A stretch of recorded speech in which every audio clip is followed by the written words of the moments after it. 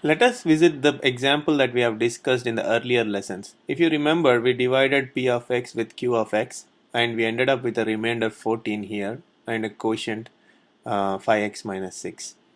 So let's look at the divisor, which is x plus 2. What is the 0 of x plus 2? You equate x plus 2 equal to 0 and x becomes minus 2. So the 0 of this polynomial is minus 2. Substitute x in the equation p of x. So calculate p of minus 2. So that would be 5 times minus 2 square plus 4 times minus 2 plus 2, which is equal to 5 times 4 is 20, 20 minus 8 plus 2. So if you solve this, you will get 14.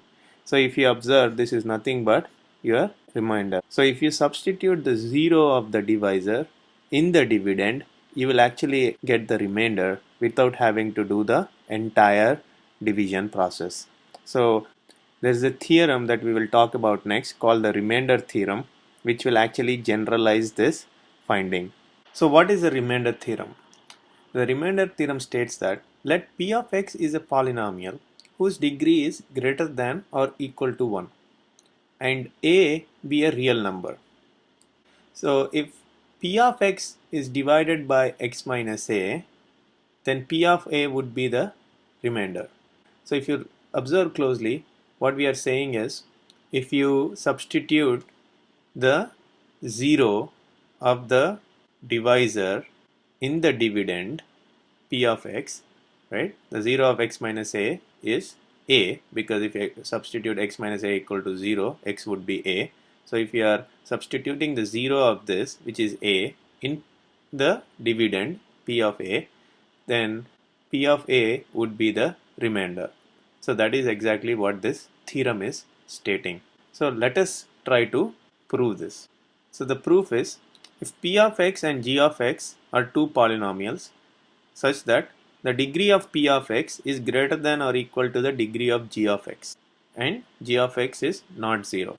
So what we are essentially saying is, if p of x is divided by g of x, the degree of the numerator should be either greater than or equal to the denominator, and g of x is not 0, obviously a denominator cannot be 0. Then if you substitute g of x with x minus a and divide p of x by x minus a, you will get a quotient q of x and a remainder r of x.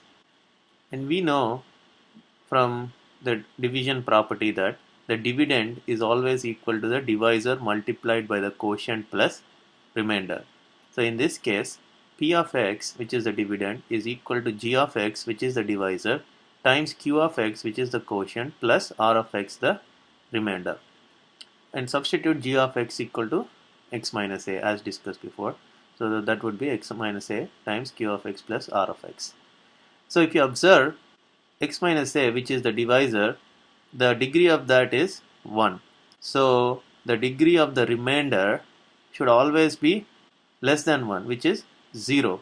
So the remainder degree is 0, which means it is a constant. Only a constant term can have a degree of 0. So let's equate that to capital K. So r of x is equal to k. So now substituting that, p of x is equal to x minus a times q of x plus k. So if you remember the theorem, what we said was, if we substitute x with a, then p of x should be the remainder. So substituting x equal to a in the above equation, you will have p of a equal to a minus a q of x plus k. A minus a is 0, so 0 times q of x is 0 plus k equal to capital K. So p of a is capital K. What is capital K? Your remainder r of x. So the theorem has been proved.